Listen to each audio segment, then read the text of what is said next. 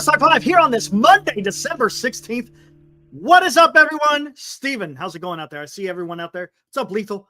Yeah, I see you guys are already getting into the discussion of what we're going to talk about today. Guys, what's going on, man? Is Corbin Burnes getting close? Are we getting close, guys? What's up, Taryn? A lot of stuff is going on out there. You guys have been paying attention to what is being reported. I don't know, man. Something's going on. Something is going on. We have the Willy Adames interview that was on KNBR. We'll play that here shortly. You got Susan Slusser, who was on Foul Territory, had some interesting things to say about the organization. And then you had Logan Webb, who was on with Chris Rose. He said some interesting things. Matter of fact, he used some words that was similar to what Buster Posey used about another pitcher. Very interesting. Very interesting. I don't know. We'll see what happens. But here's the thing, guys. Even with all this news coming out, does it mean anything? I don't know. But I kind of been saying this all day today. I said it on Twitter. I said it to a few people that I talked to via text. Where there's smoke, there's fire. I believe so. What's up, TC? Perfect America. I don't know if he works for John Boy, but he works with John Boy. I think he works with John Boy, if I'm not mistaken. I don't know if it's for him, but I could be wrong. I know he's on there a lot with him. But it's interesting, guys. You tell me, guys, that if all these people are going out there giving interviews and they're asking about a specific player, that being Corbin Burnes, wouldn't they normally say, really got nothing to say about that, whatever. But they all seem pretty glowing about Corbin Burnes. It just seemed come on, man. That's just me. Maybe you guys look at it differently. But if you got Willy Adames and Logan Webb going out there talking about how great Corbin Burnes is, I don't know. It sounds like something's about to happen. I don't know. Honestly, I have no idea what's going on with Glenn. I've texted him. I don't know. I don't know what's going on with Glenn. I know he wasn't feeling well, so maybe he's feeling down in the dumps as far as with his cold. So honestly, I have no idea what's going on. But yeah, I saw that Sagano news. Thank God. I don't want to hear about Sagano no more. Good. Go over to the go to the Orioles. He's still wearing black and orange. He's not wearing orange and black, but he's wearing black and orange. So maybe that's a consolation, right? Let's see. Oh, so they're they're employees. Gotcha. That's fair. That makes sense because I know he's on there a lot with them. Exactly. Steven, 100%. It's been a stalemate, but it looks like things are starting to thaw out because why again, I'm gonna say it again. Why would these guys come out and say these words about about Corbin Burnes? Yeah. Everyone's talking about Glenn and Sagano. Hey, let's get right into it. Let's get into the first the interview, and then we'll get into the other ones. Should be interesting to listen to, guys. Again, courtesy KNBR. Willy Adames was on the morning show with Murph and Marcus. Right? Yeah, here we go. Let's take a look. No pressure, Willie, but you played with Corbin Burnes. So, yeah. Any chance that you will send him a text or I don't know if these kids call anymore these days. Is it all text or are you going to reach out? I already did, man. I already did. I'm doing my part. I'm recruiting. Okay. I'm helping, but I hope, we can make that happen because that would be, an incredible addition to the team. I think, when you have a guy like Corbin on your team, I mean, that's like 99% of that you winning that day. So, I mean, that's the guy that, I love to play for him and I love to play defense for him. And he's one of the most competitive guys that I ever play with. And obviously, if we could add him to the team, obviously it would be an insane move, but, we're hoping and, we're doing our part in every department. So hopefully we can make it happen. So, if you hope you don't mind me asking, but how did it go when you reached out to him? It went great. It went amazing. It went amazing. I think, I think it went really, really positive. So I think that's the only thing I can say right now, but it went really, really positive. There you go. Again, Willy Adames pretty high on Corbin Burnes. Again, they were teammates when they were both playing in Milwaukee. So there you go. Says he's doing his part. Would love to play defense behind him. Interesting, right?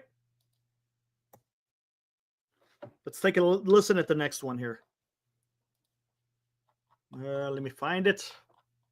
Not that one. It's this one. Let me get to the right spot here.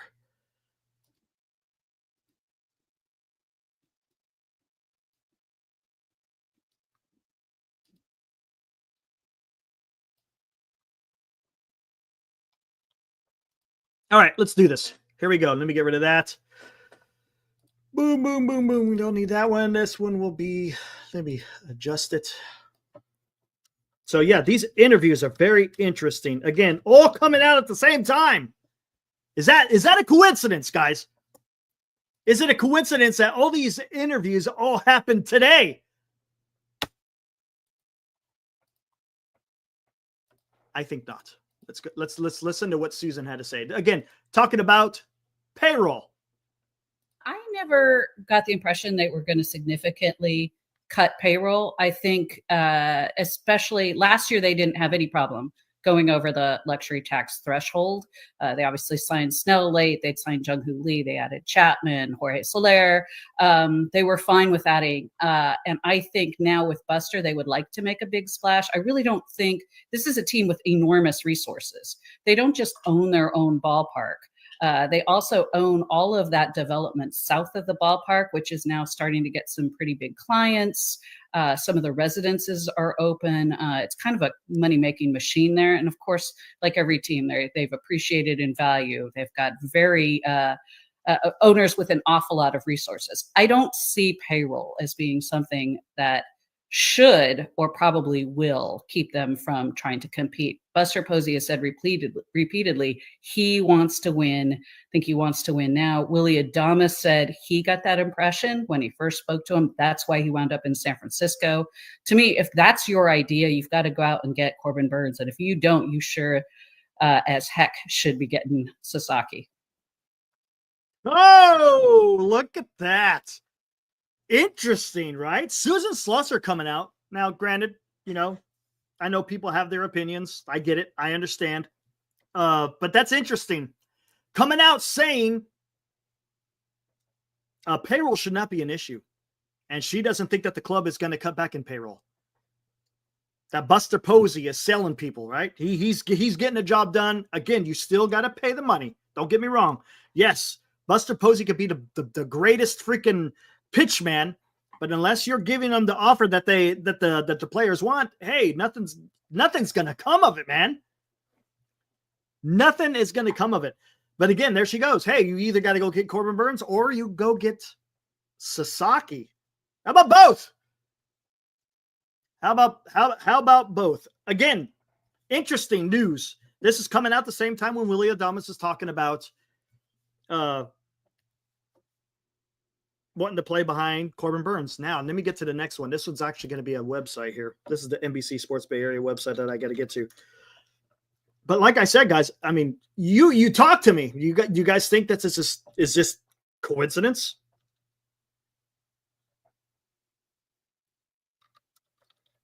Or is it just, okay, whatever? Or is it coordinated? Probably better. Is it coincidence or coordinated? Okay, where is it? I'm going to find, here it is right here. How about that? Get rid of that. All right, here we go. Going to read this one, guys. Get rid of this. All right, here we go.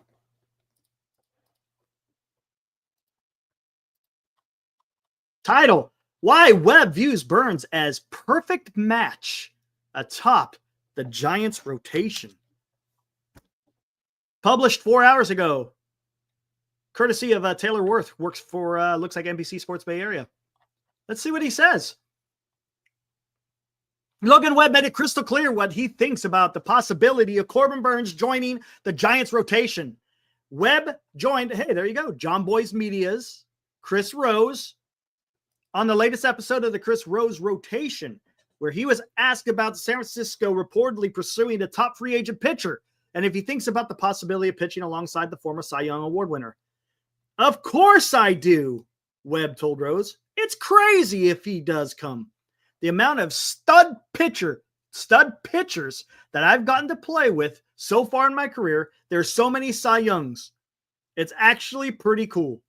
If Corbin goes out there and throws, and I throw right after him the next day, it's literally perfect. We're the complete opposite pitchers, and I think that's a good thing. You don't want too many of the same guys. It's almost like a perfect match. But I don't make those decisions, of course. I know Corbin a little bit. I would be over the moon for sure if we get Corbin. I think that would be a huge addition. Obviously, one of the best, if not the best pitcher in baseball. Adding a guy like that would be unbelievable. Then Rose asked if Webb had spoken to Burnes. Maybe, Webb said with a smile. He knows how I feel, and I know how he feels. Hopefully it happens. Hopefully he ends up a San Francisco Giant. That would be awesome. Woo! Woo! How about that, guys? Woo! I like it. Come on, man. So you got all three of these interviews that come out today. Willy Adames on KNBR, Susan Slusser on Foul Territory, and now you got the Logan Webb who's with Chris Rose. Come on, man. Come on, man. Am I wrong to say that it's just a matter of time? Just a matter of time. What do you, come on. Come on. By the way, there's something I want to find. I think I can find it. It's going to be very interesting. Oh, maybe it's something, maybe it isn't. Where is it at? I know I'll find it. It should not take me long. There it is. Ah. Let me see something. Oh my gosh, this is just unbelievable, guys.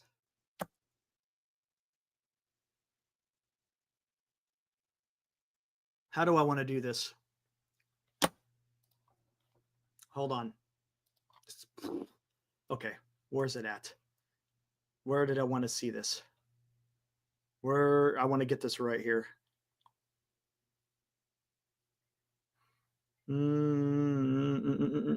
There it is.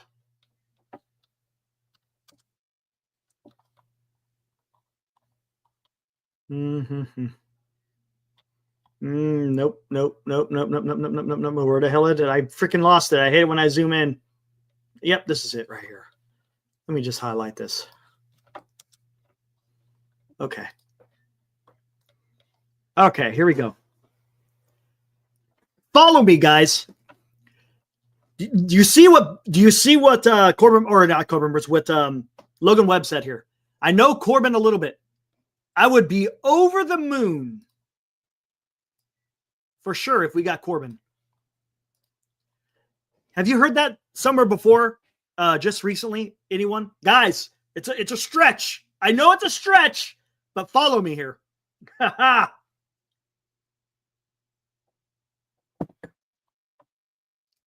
Has anyone else heard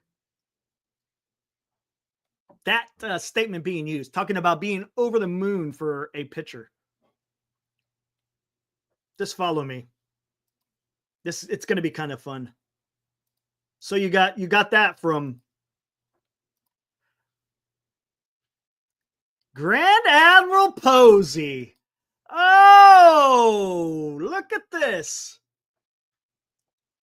Look at this. What did Buster Posey say about Roki Sasaki?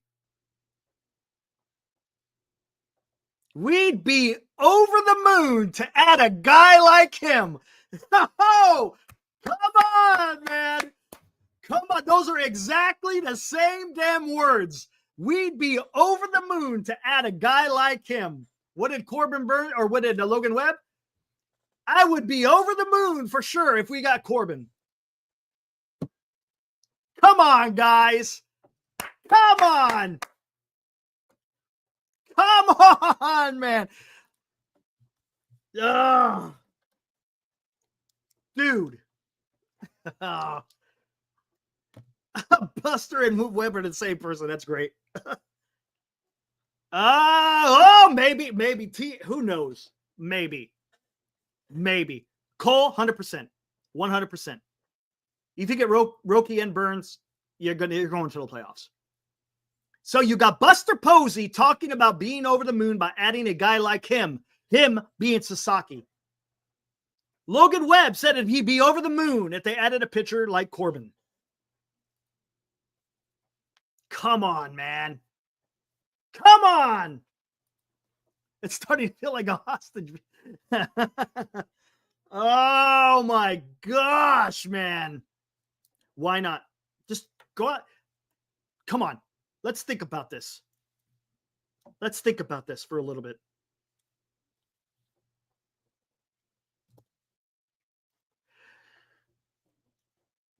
With the signing of, or I shouldn't say the signing, with the extension of Matt Chapman and then the signing of Willy Adames, does that not tell you that Buster Posey is in it to do something big?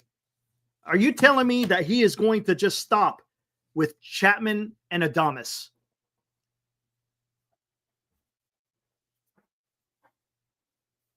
I already have the qualifying word, Cole. And I already have a winner, Cole. But I'm going to announce it in a little bit. I already got the comment already highlighted up, ready to go. Okay, let me get back to this. Buster Posey extended Matt Chapman, has signed Willy Adames. Don't sit there and tell me that they're being cheap. Don't tell me that Buster Posey is not trying to go out there and put a team together to start getting something done. I have no doubt in my mind that's what Buster Posey is going to do. He's not about to go out there and do these cheap deals. He's going out there to get the players. He's going to spend money to get the players, not spend money for the sake of spending money, but he's going to get the money to spend on the players that are going to make a difference, a.k.a. Willy Adames, Corbin Burnes, Sasaki. Now, Sasaki is a little bit different, guys. Remember, you got to sell Sasaki on something different other than money.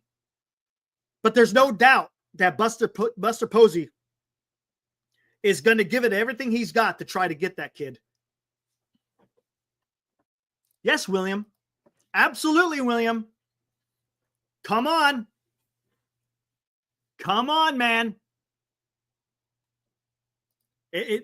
This is going to be a little, this is much different. One thing I want to, you guys have to understand this. This is not what has happened over the last 6 years. You basically got to take the last 6 years, you got to take the Farhan era and just put it aside. This is something totally different. This isn't about the club being cheap. This isn't about a president of baseball operations who tries to work the margins. This is about a guy who wants to go out there and freaking win. And he's going to do everything he can to achieve that. And Buster has come out and said, I'm not going to lie. So if he's going out there and say, I'm in the memory-making business, I have no reason to doubt Buster Posey at this particular time. I don't. There's nothing to show us right now that the San Francisco Giants are going to do what they've done in the past. I'm telling you, this is going to be something special. That's what we're doing. We're witnessing something special. I think the Corbin Burnes signing is going to come down any minute now. I wouldn't be surprised if it even happens tonight. Would not be surprised. Is it a guarantee? No, but it's as I put on the thumbnail, it's imminent. It's on its way. You're not going to have these people coming out. You're not going to have Susan Slusser go out there and say, hey, money is no object. You're not going to have someone who comes out who's covered the team in the past. There's no way, man. Posies are winners. I should know. I shared the last name. Right on, David. We got a David Posey in the house. Right on. What's up, man? Haven't seen you in here before. Welcome. If you have been in here, sorry I missed you the first time. Eric, look up the tweet by who's David C. I have no idea who the hell David C. is. Who's David C.? That you're gonna have to fill me in on who the hell David C. is. William says he'll sign by Wednesday. Maybe. Mike S., you got to tell me who David C. is. I absolutely have no idea who this guy is. Who is David C.? Talk to me, Goose. No, I don't want to know rumors. Come on. Red Dog, it's up to ownership. Could be. But I think we'll see what happens. Let's see what happens. Right on, man. Thanks for subscribing. Much appreciated. Welcome to the family, man. Feel free to chat, man. It's all about having a conversation here, dude. Who else does Boris have? He has Bregman. He has Alonso. He has, of course, Burnes. Who else is out there? He doesn't have Santander. I'm not sure. I'm not sure who else he has, to be honest with you. Does he have Goldschmidt? I don't know who Goldschmidt goes with, to be honest with you. Again, I don't know how legit the tweet is, but it was interesting, says Mike. Giants Nation, says David Ben David.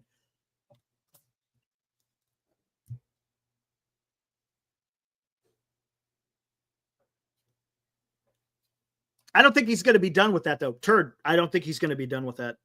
I really don't. We'll see what happens. Let's see how this plays out. That's all I'm going to say. Let's see how this plays out. Because I think, it's not going to be 500 because for the simple fact, Corbin Burnes is going to come out of the gate probably a lot better than what Snell was like when he first came out. Remember when Snell first was pitching? It was a disaster. The whole first half of the season was a disaster. Corbin Burnes will not be a disaster in that first half of the season. What's up, Red? A Twitter account that apparently has inside knowledge. Saint Vintage, what's up? It says Boris has Iglesias as well. What's up, Saint? Good to see you, dude.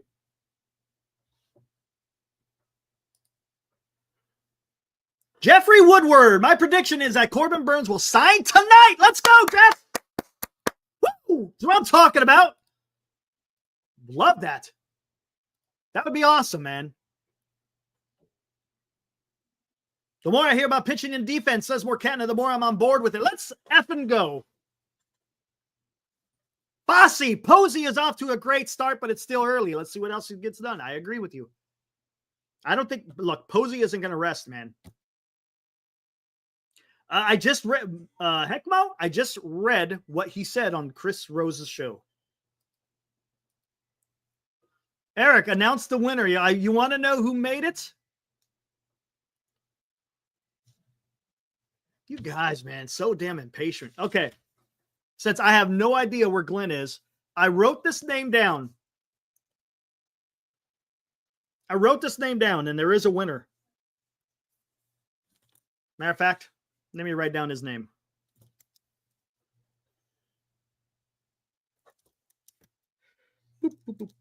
And it was pretty damn early, but I wasn't going to interrupt what the hell I was saying. I'm not interrupting myself.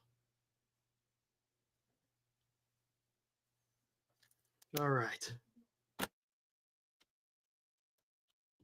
Please announce the winner of the qualifying. Oh my gosh, man. So impatient.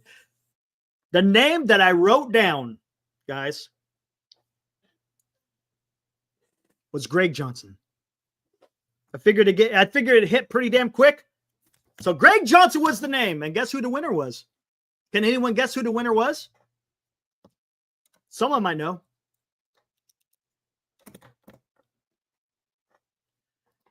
The winner is Cole Dunstan. Cole Dunstan is our today's qualifier for the 12 Days of Christmas. What's your number, Cole? You cannot pick 11, 7, 5, 3, 6, or 2. What you got, Cole?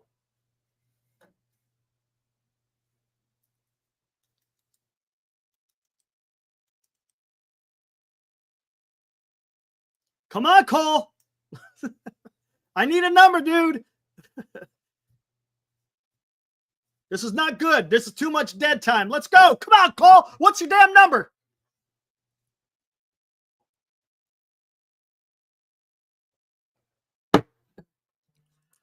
Oh, my God, dude. What is going on? Yeah, I'm about to disqualify you. Number 1. All right. There you go, Cole. You got number 1. Congratulations, Cole. All right. That was number 7. We got 5 more qualifiers to go until we draw for who is going to win 2 tickets to a Giants game and a Barry Bonds jersey. How about that? You bet, Cole. All right. Where the heck are we going to go now? What's up, Chardall? Oh, what do we got here? Blue Jays and Ali Sanchez agreed to minor league deal. Who cares? Who cares? What's up, San Jose Sharks?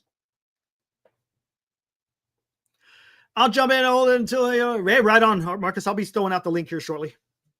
It's fun to be able to bounce it off of a few people. Is Glenn going to join you? Steven, I don't know, man. I don't know where the hell he is. Honestly, I sent him a text and I haven't heard back from him. I have absolutely no idea. Your guess is good as mine. I do not know where Glenn is. Yes, alive. Thank you. Make sure you hit that subscribe. Make sure you hit that like. Leave a comment below once the stream is over. Red says, why not Teoscar? Well, let's see what happens. Let's see what happens. I think there's going to be a trade. I don't think, hey, Red, I think after they sign Corbin Burnes, I think you're going to see a trade. I don't think you're going to see another free agent move. But who knows? Maybe I'm wrong. Let's see. Right on. Hell of this, hell of that on a 16-hour double shift. Bro. Wow. Well, hey, whatever. Hey, we're doing our part. The final, you're in the home stretch, man. The home stretch. We'll carry you through, dude. Taryn, after pitching, do you want to bring another bat? Yeah, I would love to. First base, I don't know. We'll see. We'll see what happens, man. Let's see what they could get in the trade. Let's see. Who did the Giants trade? I don't know, Red. That's going to be something that the Giants are going to have to figure out. I saw about that with Tristan. Yeah. He strikes out a ton, though, Grand Admiral. He strikes out a ton. Man, I don't know. Man, are we that close? Holy crap! 2 more to go to 900. Man, we may hit 1,000 before the new year. Again, guys, thank you very much. You guys are freaking awesome. You guys, seriously, couldn't do it without you. I say that all the time. Those aren't just empty words. It's the truth. Couldn't be doing this without you guys. Having a blast doing this. There you go. Live insurance pitches with at least 700 innings pitched and an ERA under 2.9 in the past 5 years. 1, Corbin Burnes, man. I'm telling you, it's more than just what he can bring to the table as far as his talent, but his ability to eat those innings of live insurance is going to pay dividends for the young pitchers.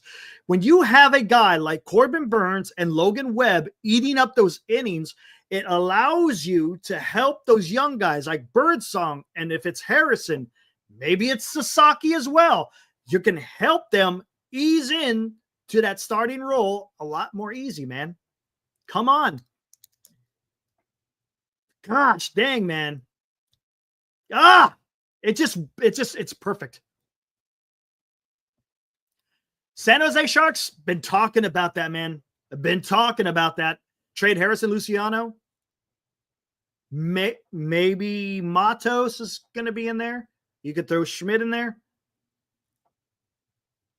Man, I'm telling you. To be honest with you, I think I might keep Schmidt because you might need some middle infielder depth. Giants don't have much middle infielder depth, so I think I'd pass on Schmidt. I would probably add an outfielder out there. Mark Sasaki will be either a Dodger or a Padre. Okay. It's possible. It's possible. But it's also possible to Giants. He could be a Giant. Mark, he could be just as much a Giant as he is a Dodger or a Padre. Until he decides where he wants to go, everybody's got an equal chance. Daniel Gomez.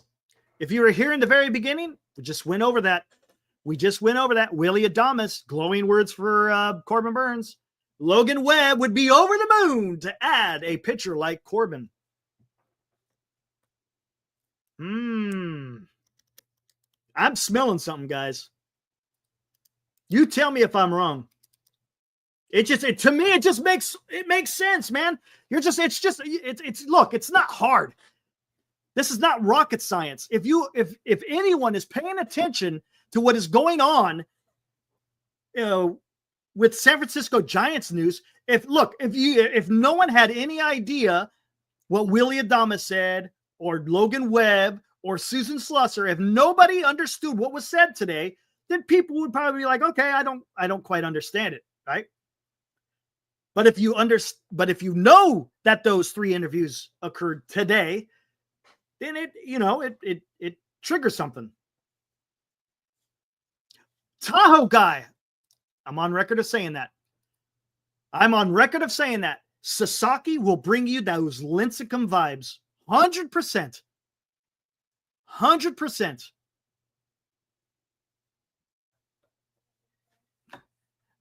There we go. Go, man. Look at this for a more perfect America. Dude. Can you smell what the rock? Yeah, buddy. Hey, he's alive. Holy shit. You could smell me before you saw me or what? Oh my God. Hell, what is going on? Huh? You got the beanie on. You sound congested. You sound like you're about on death's doorstep. I apologize to you. I got your text. You were looking for. I've been asleep. I've been asleep since about 2 o'clock. It's 11:15, and then I'm on the plane tomorrow, and I'm not feeling good, man. I don't know if you can tell. I could tell. By the way, we had a qualifier. How'd you do it tonight? What happened while I was? All I did is write it down. And guess who won? Will be Cole Dunston. Oh, hey, Cole. There we go, man. You picked number 1. I thought it would be apropos if I dropped by. Yeah. Hey, dude, if you got to get going, get out of here, man. What looks like you got a big crowd anyway. You don't need me in here. We're hanging in there. I had to answer. I'm not responding. I'm responding actually in person, in kind to your text message. Hey, no worries. Because I said, are you feeling good? Because I know. Oh, hell with it. Don't worry about me. Worry about what was in the message. I said, oh, Jesus. You said, your boy has gone to Baltimore. I said, it's either Wilmer or Sagano. And I just looked. Jesus. What's the response from the guys here in the chat? Oh, everyone wants to know how you were feeling about Sagano going to Baltimore, $13 million, 1 year contract. See, we could have afforded that, Eric. You Now, know what? of all teams, the Hey. Baltimore Orioles. God. Hey. Oh. He's wearing the colors. It's okay. No. He's wearing the colors. Is that a good way to look at it? Oh, my God. Oh, well, man. I didn't see Oh. Baltimore. Baltimore. I never saw that. Everybody was I saying didn't see West that Coast. one. You know, that's what everybody in these Japan players always says, West Coast. You just never know, do you? And Baltimore taking a flyer on a guy with that record, that could be huge for them. Right. I don't know. Did you hear anything I had to say in the beginning? I don't know if you just got a chance to hear what I was talking about in the beginning of the show. A lot of interesting interviews out there, Glenn, today. Okay, so this morning, I was up. I had to go to the doctor and get some medication and stuff for the trip. And so I was up early this morning and caught KNBR's Willy Adames interview. That's the first one. And then I saw a clip before I fell asleep of Susan Slusser. She was on one of the podcasts earlier today. Talking about there's no issues with money. Yeah. And then Logan Webb was on with Charlie Rose on John Boy Sports Media. Ah, my old boy. I didn't see that one. Talking about he would be over the moon if they added a pitcher like Corbin. Now, I was a little spaced out at the time. I still am, guys, so I won't be here long. Just want to make sure we give away the qualifier and all that. I want to keep Eric in. I wanted to keep you in line tonight. It's all good. It's all good, man. But didn't I recall this morning, now correct me if I'm wrong, didn't one of the interview guests, it was either Slusser, or Adames, and they said, yeah, the Giants have money. It depends on if they want to spend the money. On the who it had to do with Buster being smart with it or something to that extent, right? Yeah. Okay.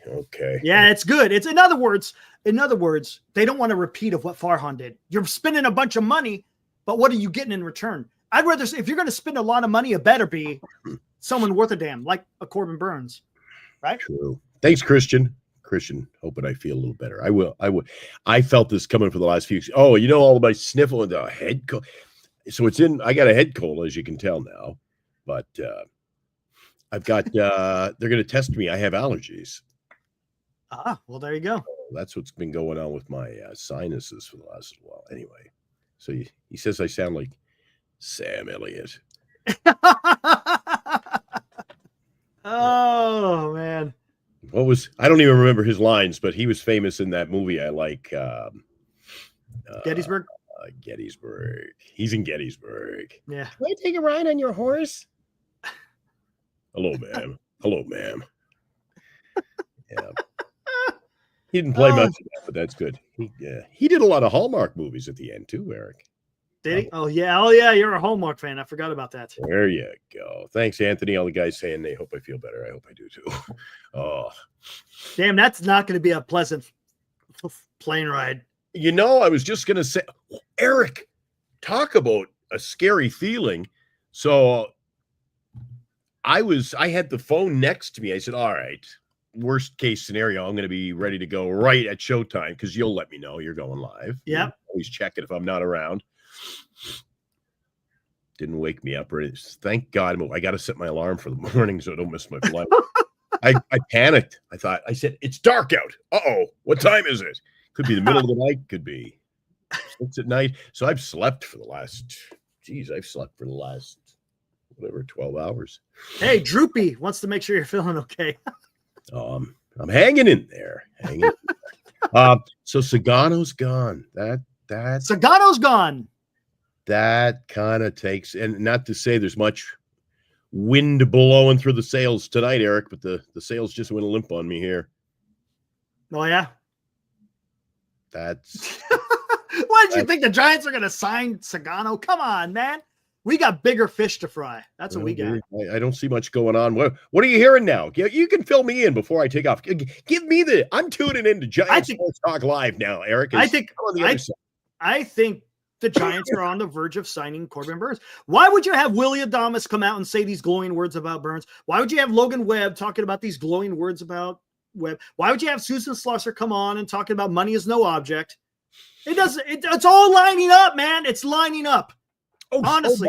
Marcus is in the chat tonight. Hey, Marcus, how you doing, buddy? That's what it was. Again, just rumors, right? But I saw a video clip today on YouTube. That's what it was before I fell asleep early in the day. Of is any truth, or are you hearing anything about the Cubs? Maybe that mystery team in on Burnes. Ah, get out of here.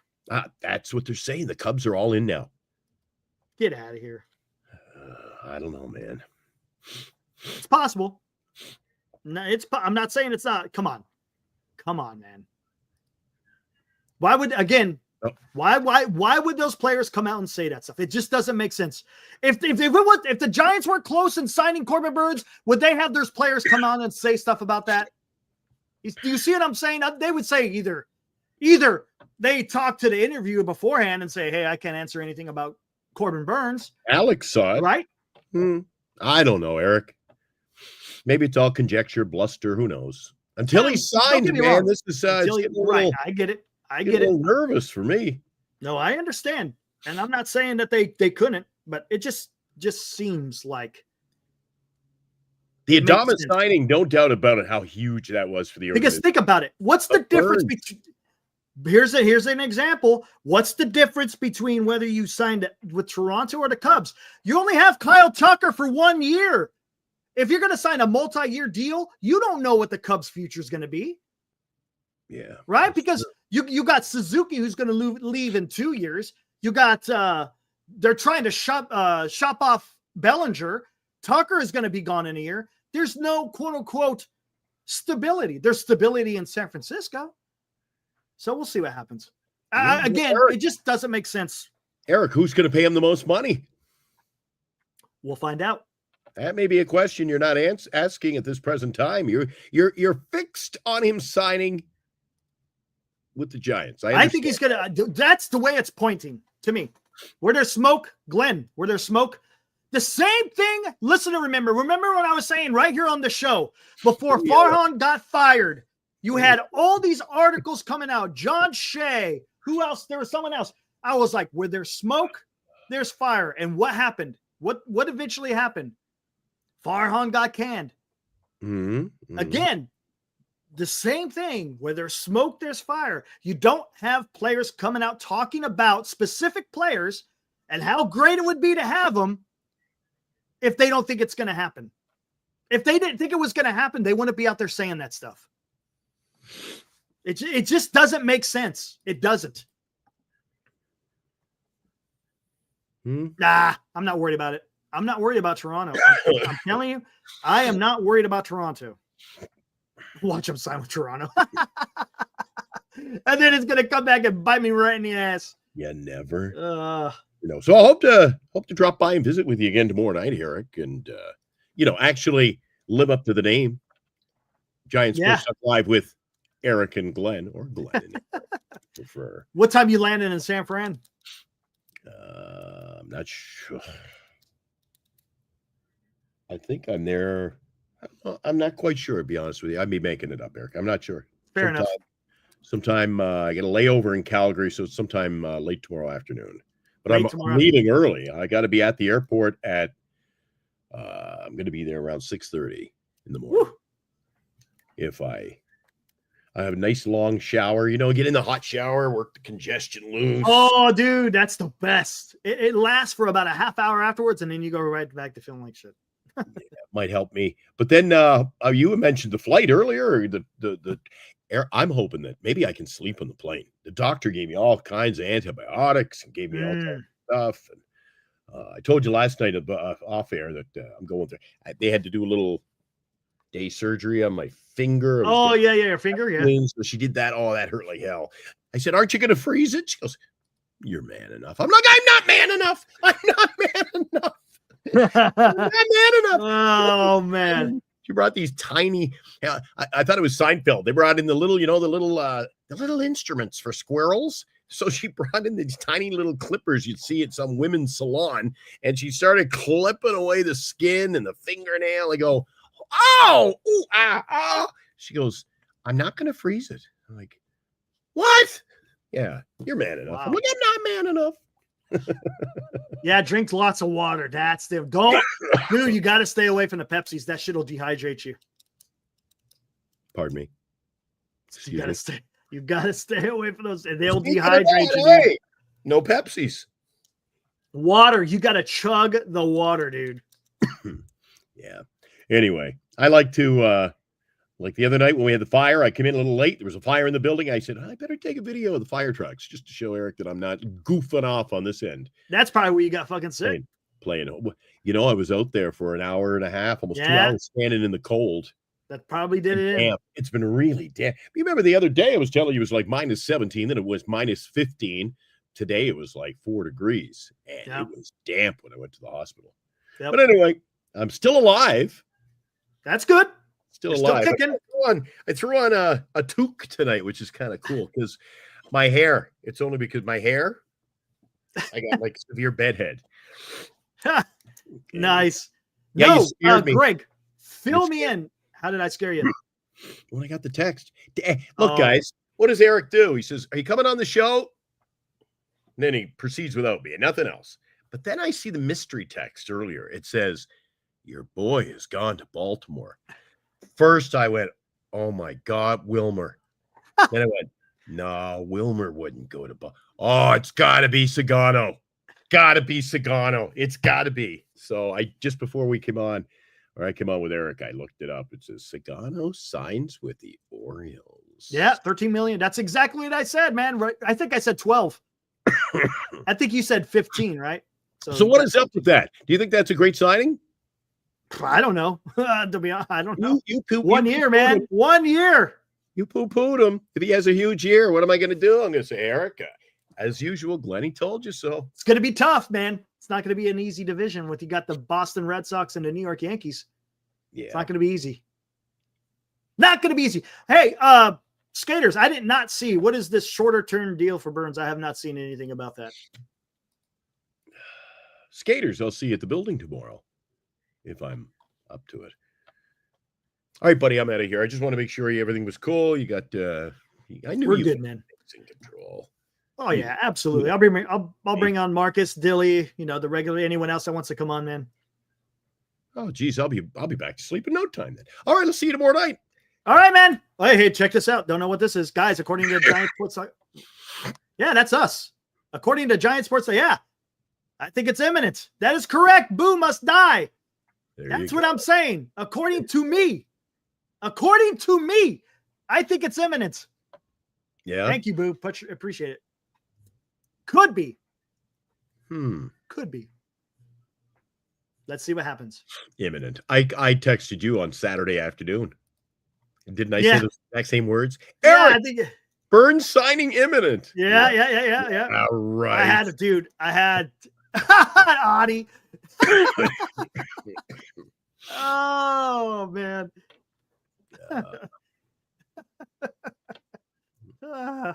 Yeah, I feel like that's warmed over, but I sound good on the radio this week, Eric. Yeah, you got the bass going on. The sounds of the holiday season. What's up, Robert? You know what? I tell you one thing, the players are convinced that if they get Corbin Burnes, they're going to be doing something special for sure. Mark, don't say imminent when you mean imminent. They said if they don't get a deal longer, they'll want 3 to 4 years with opt-outs.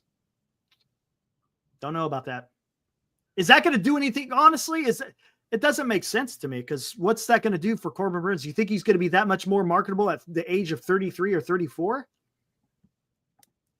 I don't know, man. Yeah, that's what it feels like to me too. We'll see.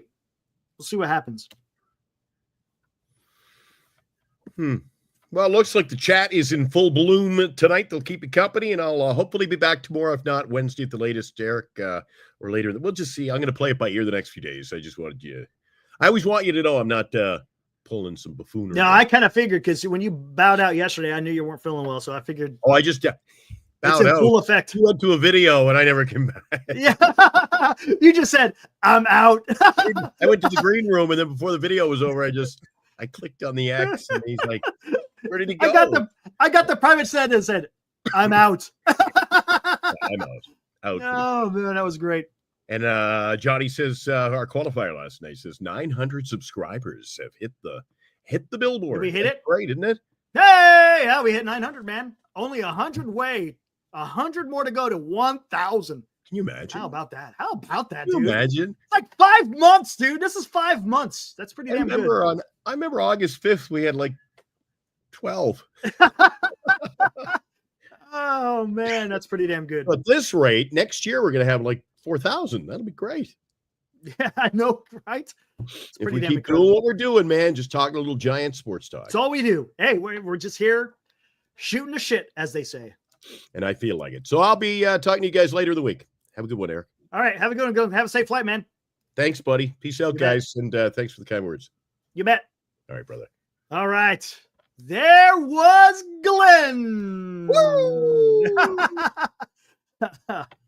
Oh, man. All right, guys. What do we got out here? Burnes holding out because he wants 300 million and he's waiting to see what team is. No one's paying him 300 million, I don't think. Right? Anthony, you don't think someone's paying him $300 million. Man. From what it showed me, the second subscriber after someone named there you go, Adi. Oh, man. All right, what the hell we got out here? Let me check Twitter. Nothing going on Twitter. Some more recapping of Sagano. Sweet, that's awesome. Look at that. 900 freaking subscribers. I'm optimistic the young pitchers will excel. Robert, I am excited about Birdsong for sure. Harrison, maybe something. Maybe they trade Harrison. I don't know. We'll see. And then, of course, the guys in the bullpen. Woo! Woo! Eric Miller showing something. Randy Rodriguez. Even Jelly. Jelly had showed something last year. I was actually pretty impressed with the way Sean Jelly pitched last year. I think 8 years, 240. Yasin. Sorry. I said 7 years, 245. How about that? 7 years, 245. Get it done. Alex says, yeah, not 300, maybe 270.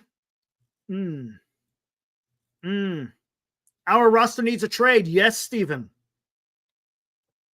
After they sign Burnes, that's what they need to do. Sign Burnes, go get a trade done. And then go all in for Roki Sasaki. What is Knoxville Blue Jay? Now it's Knoxville. Yesterday, are you the same one as Nashville? We got Knoxville. We got Nashville. Blue Jay fans coming out of the woodwork.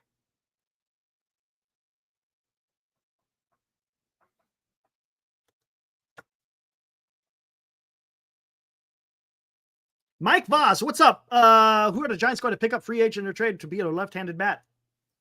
I don't know. Are they going to pick up a left-handed bat? Is that a priority? Or do you just want a really good baseball player? How about that? They got a left-handed bat coming up in Bryce Eldridge, right? I don't know. Just hedging our bets. Knoxville. Can this team contend with the existing roster? They'll be better than they were last year, Robert, barring injury. But are they going to be able to compete for a wild card? That'll be tough, Robert.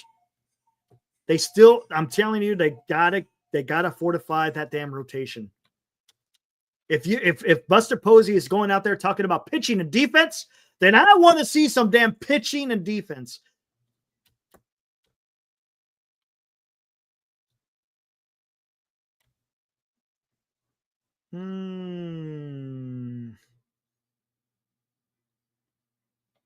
I know, Paul. So many talking heads have got me so confused, man. Arson, how about Sagano? Birds is coming. There you go, man. I like it. Come on, man. Just announce it already. Just get it over with. Just give the man his money. Just 7 years, 245. Come on. In that range. come on, man. Yeah, I know, Anthony. We're talking about Boris. I get it. But who's supposed to look? The player has to decide, right? At some point, the player needs to take the bull by the horns, so to speak. Yeah, almost linked him. I tell you what, guys, let me go warm up the coffee. I will be right back. Give me a second here. Let me see. What do I want to put on? Let's do this one. Be right back, guys.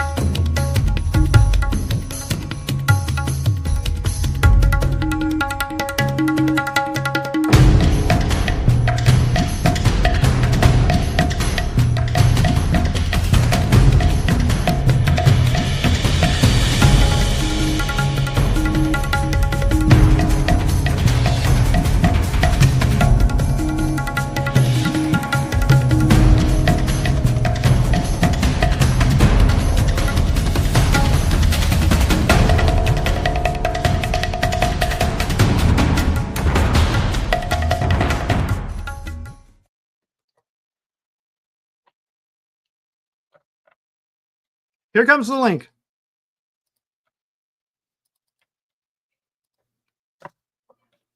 All right, whoever wants to join, the link is out there. Hit that link and we'll bring you in. Talk some Giants baseball or just some baseball in general.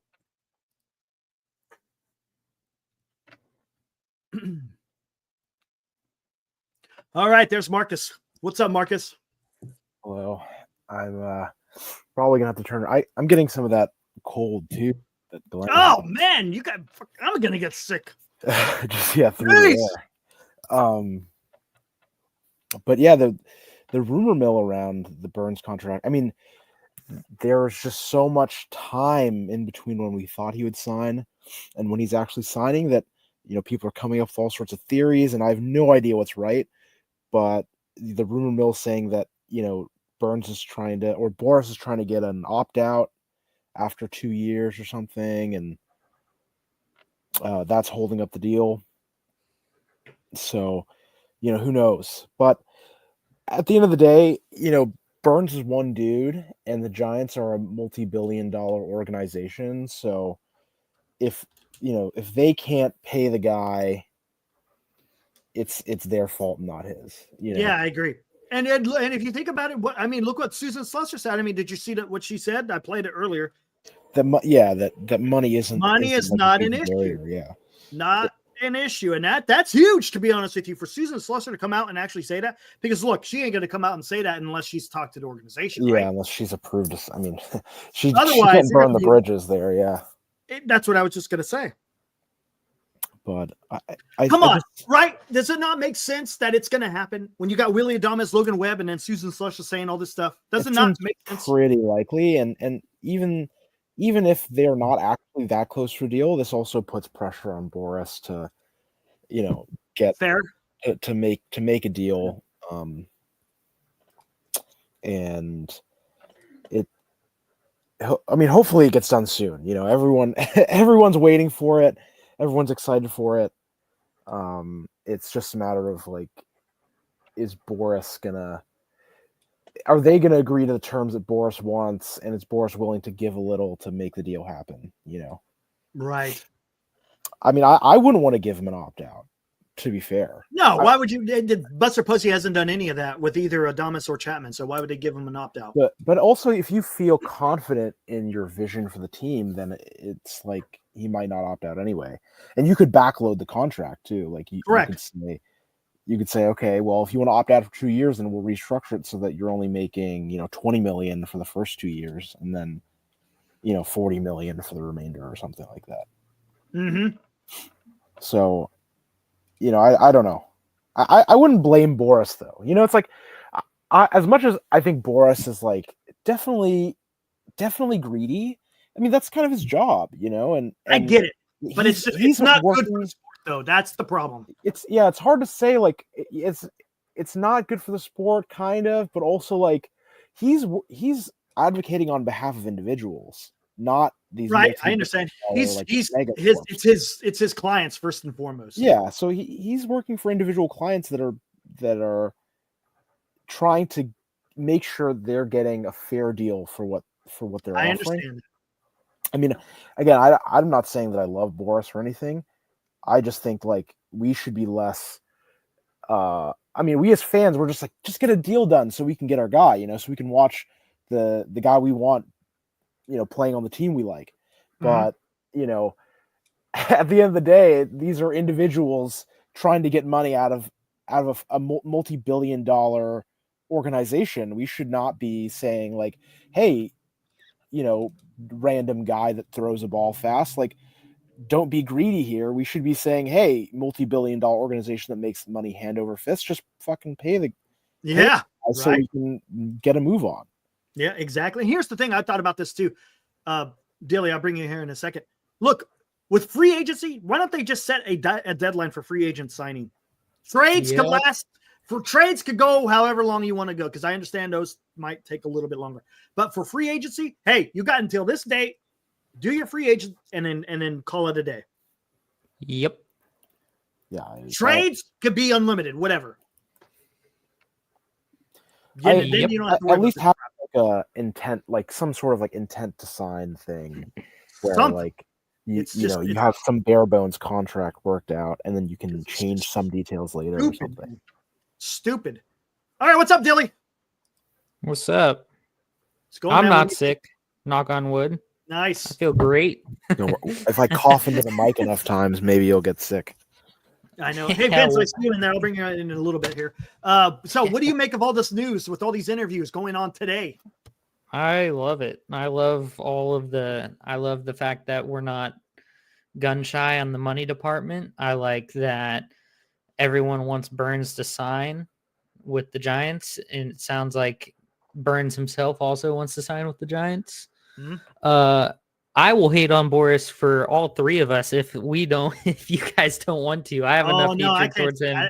I said I understand. He does great by his clients. Astros signed Joe Hudson, minor league deal. But as far as for the game, you're not doing anything for the game, man. It's just I have a tough time with that.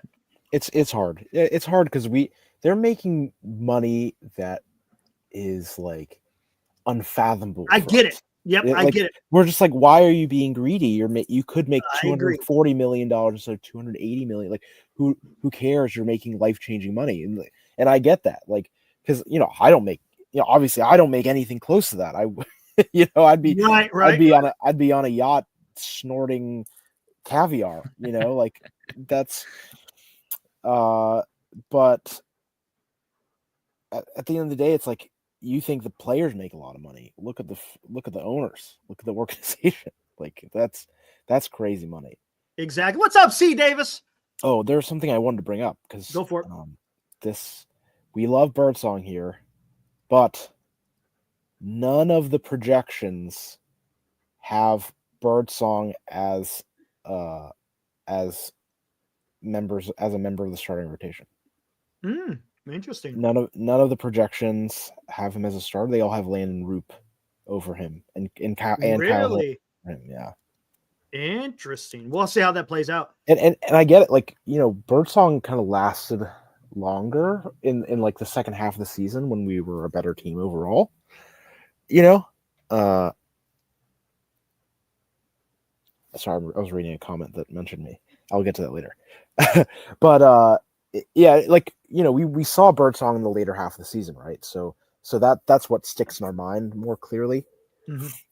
But I think Harrison is definitely I think he has better stuff than Birdsong, to be honest. Like I think Harrison's upside is higher than Birdsong's. It might be, but I'll tell you something. Last year, Birdsong had better stuff. Harrison didn't. His got stuff injured, right? But And, Harrison, his off-speed stuff is horrendous. The only way he gets people with that fastball is if he elevates it. It's not going to blow people away. I mean, he's got stuff to work on. There's no doubt about it. Birdsong, on the other hand, has a devastating curveball, and that changeup that he was throwing there towards the end was pretty damn filthy. Yeah, I mean, I liked his. He had a very similar pitch arsenal to Blake Snell, which I liked. Yeah, but from the right side, right? Yeah, but from the right side, right. I mean, he has the fastball, he has the changeup, he has the curveball, and he does the mix. And one thing I liked that Birdsong did last year that we didn't see from Harrison is when Birdsong started getting into triple, he had like about 4 or 5 starts that were kind of substandard. Yeah. But then he came back and he finished those last like 4 starts pretty damn strong. And that impressed me that he was able to adjust mid-season. I think what's really exciting about all of our players is that, they've had time now to learn more about how to play in the majors. And the thing with our young pitching is that now that Patrick Bailey has had time to work with them more, he kind of gets a better feel for their pitches and where to locate them. And so, I mean, I don't think Bailey anticipated having to work on game plans with Birdsong going into the season, Fair. So him and Roop and Harrison all, I think, will benefit a lot from just having more time and having a full spring training with sort of an expectation to fight for those major league, the rotation slots. Exactly. Great comment there, Grand Admiral. Absolutely. Both of them have potential. It's going to be exciting. If Harrison stays in the rotation and he's not traded, then it's going to be interesting to see how he does. No way. I think there's basically no way they trade him. I think. Don't think so, huh?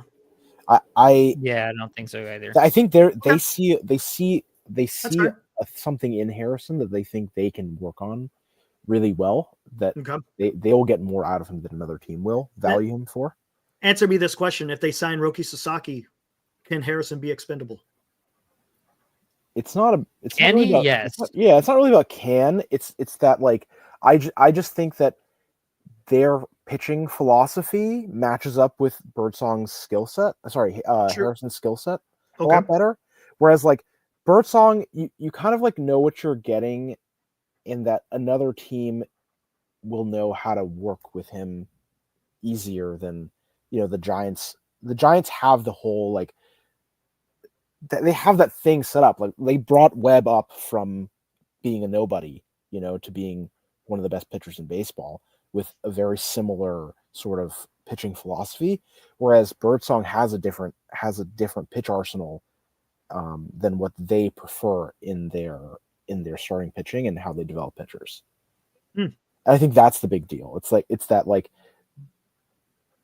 to them, Harrison has a lot of potential because they know exactly what to do with him. With Harrison, it's like he's just different, and like he can work just as well with this club as another club.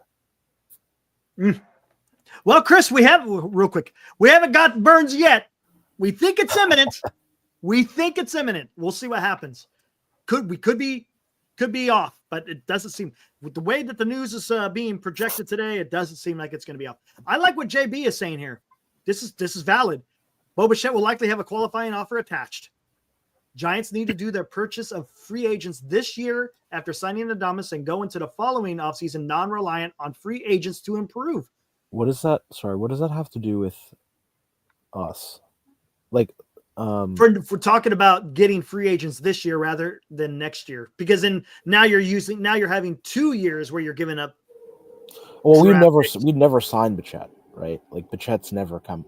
Like we're never gonna spend time or money chasing him because don't think so. Probably not. It's like, where does he play? Yeah, true. Like I don't think Bichette, whatever Bichette does, is completely inconsequential to us. Unless Fitzgerald just totally craps the bed. Yeah, at but second base. I don't see I don't that think that's happening. going to Like, happen. he I has don't a, see that happening. like Fitzgerald is a smart dude. He was able to play lots of positions. And he's a little bit on the older side. He's 28. He's 20. I thought he was like 26 or something. Maybe No, he is he's like 28. 28. No, he's like 27, 28. Oh wow. Yeah. Okay. You know he's 20. He was 26. He He's just turned confirmed he's 27. 20. He just turned 27. So yeah, 27. But we saw that flash of brilliance. I mean, I don't think he's going to be a career 900 OPS hitter, Mhm. but the fact that he has a nice swing that can go yard, and he has that elite speed. It's hard to scoff at that. Right on, Johnny. But damn, dude, I'm telling you, I'm when I was watching all this, I was like, and it's weird because I kept getting these notifications. Willy Adames talking about Corbin Burnes, so I read about that. I was like, okay, that's interesting. Hard. And then I saw Susan Slusser is on Foul Tory talking about money is no issue. I was like, what? Yeah. And I listened to that, and I'm like, well, that's interesting. And then literally a couple hours later, Logan Webb talking about Corbin Burnes. I'm like, is this serious? All three of these things just dropped today? Yeah. Oh, man. I'm sorry, man. I'll keep saying it. Where there's smoke, there's fire. And I think it's going to any come. day now. Any day now. It's happening, man. And if it doesn't, it's going to look really bad. It's going to look really bad. I was going to say it was Monday today. And so if you wanted to do the whole weekend, whatever, like we'd take a break on the weekend. Maybe things got done over the weekend. We're getting back into the work week before Christmas. Maybe this is our Christmas present. We get maybe it was this. Maybe over the weekend work was getting done. So then they said, Willie, go on KNBR. Yeah. Logan, go get on there with Jim campaign, Rose, with John Boy. Let's hype this up a little bit because it's getting close. I agree. Someone's saying here that it'll take us 3 years to contend. It won't take us 3 years to contend. It'll take us 1 or 2 years to it could be this season or next season that will be really strong contenders. But it's happening. Look, guys, and I know there's a lot of people who don't want to, who don't think it's going to happen. I think the Giants, it is. I think they're going to get Sasaki. I really do. There's something just feels like they're going to get Sasaki. I was going to say, that's your intuition, which is typically I tend to like to follow mine. So if that's what it's screaming at you, I'm telling you, there's something about that. There's something about it. It just makes sense. Cosmically, it feels right. Doesn't it? I mean, for us, obviously, as Giants fans, we have this long rivalry with the Dodgers, and it seems like it would just set up one of the coolest storylines in baseball. I mean, to me, if you watch the little movie the little hype video that I got, it just makes sense. The purpose of it is to show the history of San Francisco Giants pitching. The Giants have had some greats that pitched for the Giants, and there's no reason. That's what you got to sell this kid on. I mean, we got to hit. Granted, does it matter what happened in the freaking?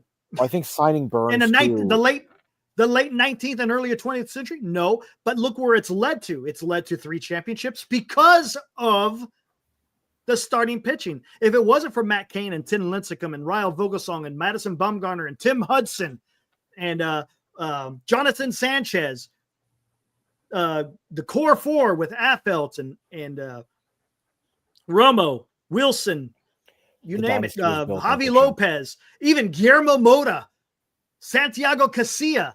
It was about the damn pitching, Brian Wilson.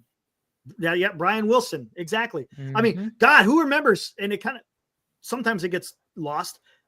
Freaking Sergio Romo striking out Miguel Cabrera with a fastball right down the freaking middle. He watched it. It was like an 82-mile-per-hour freaking fastball right down the freaking Broadway, and he struck him out to win that damn second World Series. I mean, it's the pitching, and Buster Posey witnessed all this. So when he talks to Roki Sasaki, he can 100% tell him, I know what it takes to win World Series. And you know what, Roki, you are going to be a huge part of the next run. Dude, come on. Yeah. Also, all this Mm. the claims about international money, like if Sasaki's going to come here, we'll make it work for international money. You can trade for international money. Yeah, you can. Yeah. It's not that big a deal. Correct. The draft picks, you can't make those up, but yes, you can make up the international pool money. I wouldn't worry about that. And he's going to make so much money from endorsements that like it doesn't matter. Like what the $1 million is not gonna matter. Mm-hmm. Um, I mean, if you have a rotation and say you want to do 6-man, what's up, Gray? Woo! That's what I'm talking about, man. Listen to this. Imagine having a starting rotation and Burnes. Did you hear what Logan said? If he has Burnes go and then me, I'm like, see, even he's willing to sit there and say, hey, he's a better pitcher. Burnes a better pitcher. I love it. You know what that's called? It's called being humble. Yeah. Understanding that he's reading the room. He knows that Corbin Burnes is a better pitcher than him. And that's fantastic. You know what that does? That builds the chemistry and the camaraderie because you understand it shouldn't be about freaking, oh, hey, I'm freaking better than you. You know, it's none of that bullshit. It's not about puffing out your chest. It's about understanding, hey, I'm good, but I know this guy's better. So, but again, imagine having Burnes, Webb, Ray, Sasaki, Birdsong, and Harrison if you want to go 6-man rotation. Yeah, come on. Is that not playoff? That's playoff contending. 1,000%. 100%. And then when you get into a playoff, then you just go with the hot hand. You go with the hot hand at that time because remember, if it's a wild card, well then it's a 5-game series, so you got to adjust that. Yeah. Also, the young guys are going to get gas a little earlier. So you know you're probably going to rely. Honestly, the big three is going to be Burnes, Webb, and maybe Sasaki. Or I mean, hey, it might even be Ray. Who knows? Sasaki is going to still need some time to adjust. Absolutely. So I would. Yeah, but in a playoff situation, having Burnes and Webb, you know, who are going to eat a lot of innings, so that your arms are fresh. Yes. That's going to matter a lot. I mean, you saw Emmanuel Clase allowed more runs in the postseason than he did in the entire regular season. That's just because he was gassed. Like he was used in so many situations. Having these inning eaters, having a 6-man rotation, that's going to save their arms. Absolutely. That's going to let our bullpen really shine instead of having to do, you know, we had 2 of the pitchers with the most appearances out of the bullpen, and we had, you know, the 29th most innings pitched by starting pitchers in Major League Baseball. So I think having a 6-man rotation might make sense, just because, you know, look at the numbers. It was so bad last year. Like correct in terms of like our usage of these players. Now, would Webb and Burnes have an issue? They might, but to be honest with you, it allows them to go even deeper if that's even possible. Yeah, they can right because you're getting an extra day of rest, and now that arm is being a lot more. Hey, it's easier to go those 7 innings, maybe even 8. Yeah. Oh man, dude. And look, I saw a turd. Hey, if Ray decides to if he shits the bed, then hey, you got no problem. If you want to get rid of him, you can bring up Roop. You got Roop who may be able to do something. The Giants we keep forgetting Hicks. Hicks is going to be in the rotation. One way or another. As much as you want to be against it or not, it doesn't matter. I don't mind he it, has made the statement. He will be in the rotation. He expects it. No, you know what? He did not say that. It was alluded by Pavlovich, who said he was going to be in the rotation. If he signs, there was never quotations around Buster Posey saying he's going to be in the rotation. If he signs both Burnes and Sasaki, then there's no way, right? You don't need him. That's a hard, that like I'm not saying that's going to happen. You know, I'm not doing any predictions here on if we'll find Sasaki or not. I'm just saying that if we sign to two clear rotation additions, we are not going to have to use Hicks in the rotation. No. But no, Big C, and don't get me wrong. Thinking. Well, it could be, but I think Buster, man, he's again the guy is gonna be able to sell. He's just not a suit.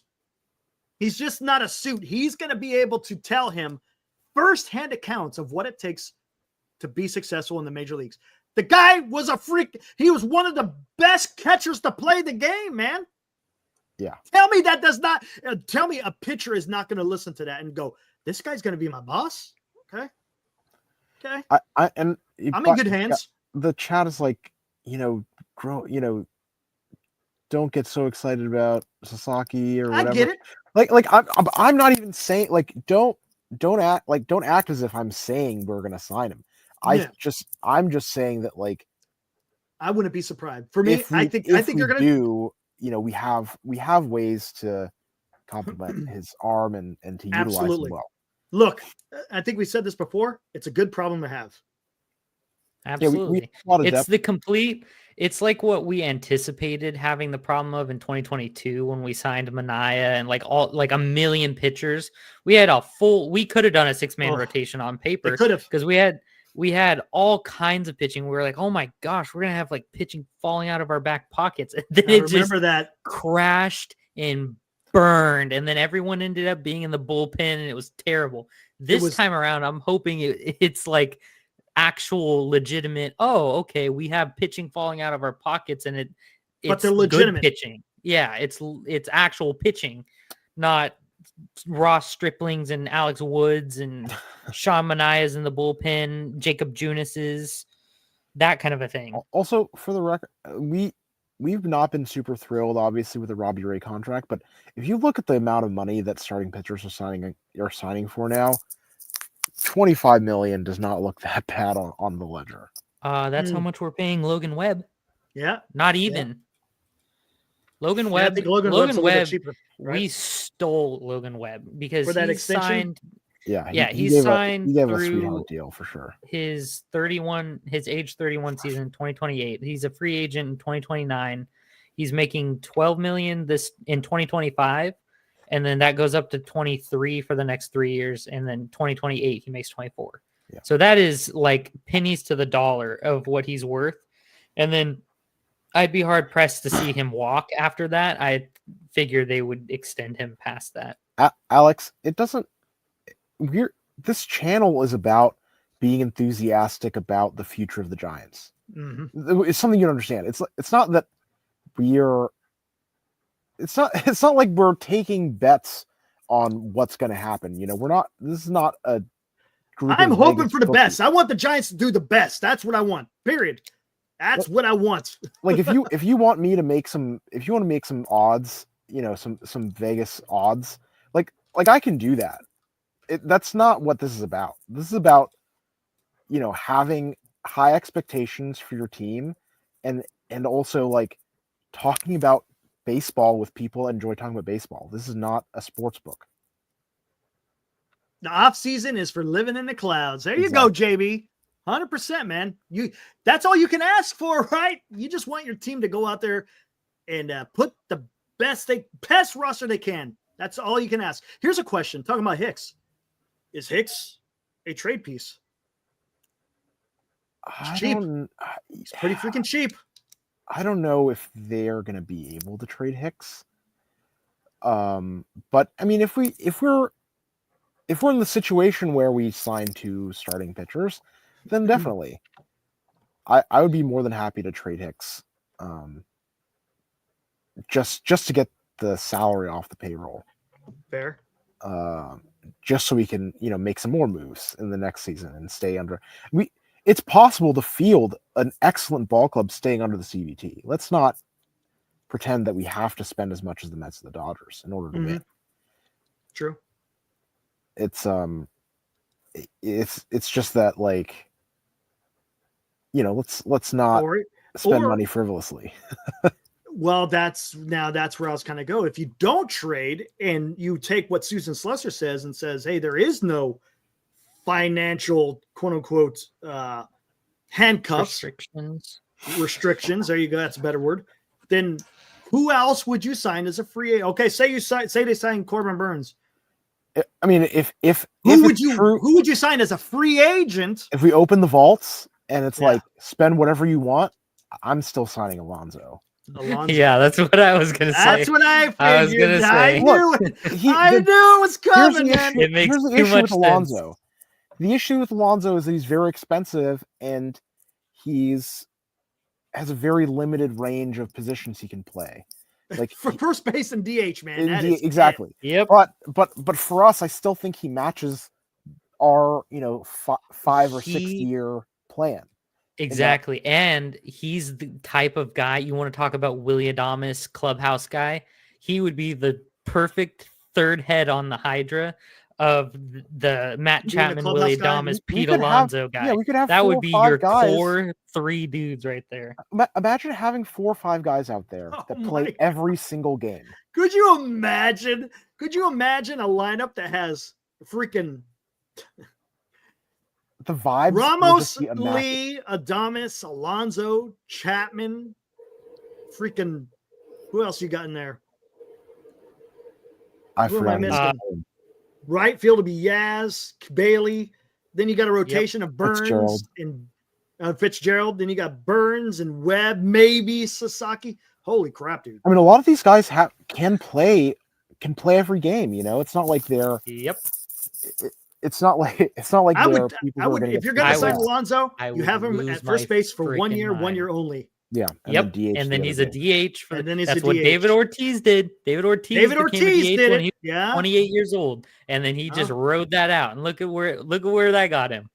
Not saying Pete Alonso is David Ortiz, but I'm just saying that's the same concept. It's not a foreign idea. If you paid, so I saw just picking an arbitrary number out of the That's what I was just going to ask you. What do you think it's going to cost? I saw today something like 189. 189. If you gave Alonso 200 million, and he's going to be hard freaking pressed to get it. So let's say 189 for 7 years. So he'll be parting ways with the Giants with Willy Adames. $27 million a year. That's what? That's actually $2 million. That's $2 million more than what's his face? Chapman, I believe. And that's right around the same as Adames. Yeah, I mean, I don't even mind signing them to longer. I don't. You can get those 3 guys for basically the same AAV, and Logan Webb for basically the same AAV. All of those guys, and then what? You want to throw Burnes in there for 34 a year, something like that. Lock me in for the next decade. I just think he's a great clubhouse presence. 1,000%. If you watch his interviews and something. Hold on. Go ahead. Keep going. No, keep going. If you watch his post interviews, the guy has a sick energy. He's out there playing every game, swinging the bat hard, even when he's having, when he's slumping. That's part of the philosophy here, and I'm down for it. It's just a matter of if they're willing to spend. Luciano and Harrison for Vlad. Here we go with the Vlad talk. That could. Yeah, it's just not going to happen. The teams that should be trading for Vlad are the teams that are making runs of the World Series this year. Now that we're talking about the type of players, let's see what Susan Slusser says about what Buster Posey is looking for. Let's take a listen. I think Buster Posey really wants gritty guys. There was a lot of talk the other day, and this it won't come as a surprise to anyone. During the Willy Adames press conference, he played in 161 last year, wanted to play 162. He wants those kind of guys. He wants guys that played like he did. Now, you can't get a roster of 26 Buster Poseys, but I think that's what he wants. He wants Chapman's, Adames's, guys who are going to go out and really fight and lift up their teammates and hold them accountable too, which is exactly what Buster did when he was a player. Dogs. I think that's important for him. He's been willing to hire some guys who don't have a lot of executive experience, like Randy Wynn taking over player development. Former Giants, people kind of know what it is to play there, to live there, to be a part of the city. So there's a little bit of shift. Now, obviously, Farhan Zaidi knew the city well. Bob Melvin knows the city well. They're very, longtime Bay Area residents and understand that kind of thing. And Melvin, of course, played for the Giants. But we are seeing a strong influx of some people associated with some of those Giants championship years. And I think that's the ethos they want back. So Look, who else out there is a quote unquote gritty guy? If she's not describing Pete freaking Alonso, she's not Alonso. describing anything. He's got that dog in him for sure. He fits the ethos of this team so incredibly well. It's not even funny, and it's a heartbreaking fact that it's just not going to happen. But it's such a fun idea to just think about. Yeah, it's all fun. He makes so much sense, and like we've all said, it doesn't block anything because you have him at DH next year when Eldridge comes up, and God forbid Eldridge gets hurt. Oh darn! Now Pete Alonso's your first baseman again, and then you have someone else play at DH. It's just insurance, because if Eldridge comes up next year and we don't have Flores and we don't have Wade, and Eldridge gets hurt, now who's your first baseman? So it's like it's not going to be a bad thing if you signed someone like that. Now, realistically, it'd make a lot of sense also to sign, obviously, Goldschmidt. But selfishly, you sign Pete Alonso to a 7-year deal, screw it, 8-year deal, it doesn't even matter. Doesn't matter. You can get that AAV down if you're going to pay him that 190-ish mark, plus or minus 10 million. Yeah, you can get it down to like the 25 a year mark, 26, something like that.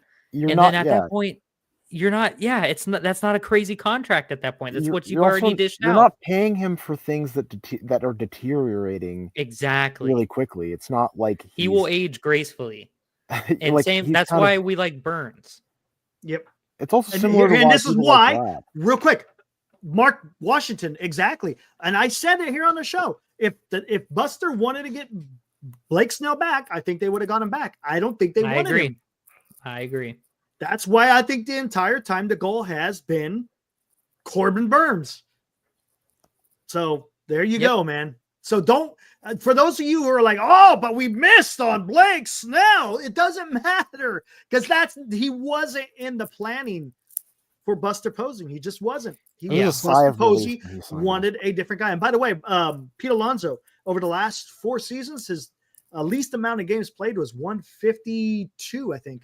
152. Yeah, he's a dog. He fits everything about this team. It makes sense. If they didn't have Eldridge, I wouldn't be shocked if they went and signed Pete Alonso as one of their marquee signings. If they didn't already know that he was that Eldridge was coming up. Mm-hmm. It would just make too much sense. No, you're right. And again, he satisfies that DH position. Yes. And like I said, with him and again, Burnes, we're dreaming. They will age gracefully, because Alonso will slide into that DH. It will prolong his career, and he won't. It just makes a lot of sense there. Burnes is another type of those guys. Do not be shocked if at some point he has Tommy John. Everyone has Tommy John at a point in their career. That's the fact of the matter at this point. So you're probably going to pay for a year of him having Tommy John. Just have that in your brain. With that being said, he's like a Webb type where they're going to age gracefully. They're not going to go from throwing 100 miles an hour to just the next season it's Bumgarner grunting 89. It's like that's not going to happen. It's correct. I wish they more like the comp was Zach Greinke. Zach Greinke just kind of slowly fizzled out over his career. It took a while. And look how long, that's what man. you want. That's what you want with pitchers. Grand does not like him. I swear I will not associate myself with the Giants if Alonso comes. He needs to sign ASAP with the sucker team that blows their cash on him. I don't know what to say other than that. Like he does not like him, and I get it. He's striking. His strikeout rate is going up. I mean, I get it, but I mean, it just doesn't. Striking out a lot is bad in some sense, yes, And getting hits is good in some sense, yes. But ultimately, it's sort of about what you're producing on the field and not about these simple stats that don't really paint a real picture. You know, it's like I know that there's a lot of disdain with the way that baseball hitting has progressed, where it's all about the launch angle and the extra base hits and hitting home runs and not so much about making contact and seeing what happens. But there's some truth to it. Like it's not that every player should be doing this. There's definitely an overcorrection in that sense. But there's a lot of different ways. There are a lot of different ways to be productive hitters. You can get a lot of walks. I get it, but it's, you know, but it's like, I mean, here, let's look at his on base. 329 is not the greatest. I Year was before just that, about to say. 318. It's not his OPS or his on base isn't exactly his strikeout rate. Here, let's see what his percentage What was. do you? How about this? Do you want me to blow your guys' mind? Willy Adames had a higher strikeout rate than Pete Alonso last year. Really? Yeah. Pete Alonso had By- 24.7. Yeah. Yep. But it's and gone up. Willy That's the Adames- problem. Willy Adames had 25.1. Yeah, they're So- right there about the same. Yeah, gotcha. And total strikeouts, which is another thing, because your strikeout rate can suck, but if your walk rate obviously is okay as well, then it kind of like evens itself out. Right. Willy Adames took 74 walks last year to 173 strikeouts. That's a lot of strikeouts. Yeah. Grado Raposi is saying he thinks base running is valuable. Like, how do you feel about like Prince Fielder or David Ortiz or you know, it's like Love there's Mike a lot of it. There's a lot of really productive Hall of Fame level talent that doesn't align with how you feel, the narrow view you have of what a good hitter is. There's lots of different ways to use your talents to approach each at bat. And I think we should just expand how we feel about hitting. Like there's a reason why Luis Ariz only had one win above replacement. Well, a lot of that's because of his defense. For sure. Right. Well, I mean, yeah, definitely part of that. But I'm saying like you have to have a way more holistic view of what it means to be a great hitter. I understand that. But I would not put in the category of Alonso being a great hitter. He's good. I want to say he's great. I mean, he batted 219 last year. No, I'm sorry. What did he bat last year? That was a couple years ago. He bat 241. 241 is not bad. It's not no, bad. It's not bad. His adjusted earlier OPS, in his career, he bat for average. His lowest adjusted OPS is 122. Yeah, which is crazy. Is 122. Like these advanced stats are a little hard to like. No, see I understand. A lot of people don't really get them, and I get it. It's like, what does this even mean? But talking about the run expectancy and all that stuff. Yeah, it's like it's like with the weighted runs created. Like the weighted run, you got to add the plus in there because you got to take in consideration. The plus is the weighted. Oh yeah. The weighted the run ballpark considerations. Yeah. There's just a lot to do, and that's where Adames scores high. And the weighted run created because you got he's hitting in the clutch. Position. It's also like and the defense. Situational. The WRC is the hitting in the clutch. That's what it is. So it's hitting in the clutch. So let's. I read Kenny's book too. Yeah, it's just like let's when we're thinking about these players, don't just look. I'm not saying you do this, Eric, because you're actually pretty good about this, about seeing everything holistically. But a lot of people that like to bring up players being good or bad, they cite very narrow range of stats that don't really paint the complete picture. I get it. I understand this. So here, I'll read this out. Go for it. Just real quick, because everyone's familiar with the eye test, obviously. So when you're watching players and such, if they look like they suck, the stats might paint a different picture. But if they're not passing the eye test, they're not fun to watch. Mm-hmm. So a lot of that comes from strikeouts and that kind of a thing. If you feel like they're striking out a lot and then in the season like Willy Adames with 32 home runs and 112 RBI, you're like, oh yeah, Willy Adames is great, but it Yeah, might I have been know, but- painful to watch because he's striking out all the time, right? Yes. And there's yes. something to So- that too. That being said, Matt Chapman last year struck out the least amongst Willy Adames and Pete Alonso, which we Wow. all give him crap about. Oh, he strikes out all He the time. strikes out whatever. all the time. Yeah. Yeah, he struck out the least out of Willy Adames and Pete Alonso. And then same with Pete Alonso. We give him a bunch of crap for striking out a lot. He struck out less than Willy Adames. Walking wise, Matt Chapman walked the least amongst the three, and Willy Adames walked the most with Pete Alonso in the middle. And this is fractional. Very, very close between the three of them. But still, nonetheless, interesting to think about because we watched Chapman play all last year. We didn't watch Alonso and we didn't watch Adames all year like we did Chapman. And so if we're thinking, oh, Chapman struck out all this like a crap ton and oh my goodness, all this kind of stuff, he didn't hit in the clutch. Willy Adames, he struck out more than Chapman. So Yeah, by almost a full %. So just Also- bear that in mind. there's this really important concept in math called that talks about proof by picture. Okay, and most university level math courses, if you're a math major, you'll take a class that will talk about proof by picture, where they do a proof on the board using like visuals, using visual graphics, and it'll make sense, just visually, but the proof doesn't actually work, and you're just being fooled by what you're seeing. It's kind of like those visual illusions with like those chocolate bars, where they take a square away and then all of a sudden the chocolate bar looks the same. Mhm. Have you seen those visual tricks? Yeah, I know what you're talking about. I think baseball offers a lot of the similar things, where we have all these advanced numbers that you could use to evaluate players, but if you think they suck because they strike out a lot or whatever, like that's gonna color your opinion, very strongly, and you're not gonna see the full picture. Here we go.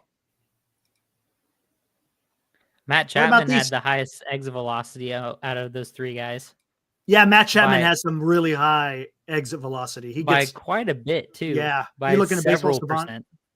%. Yes.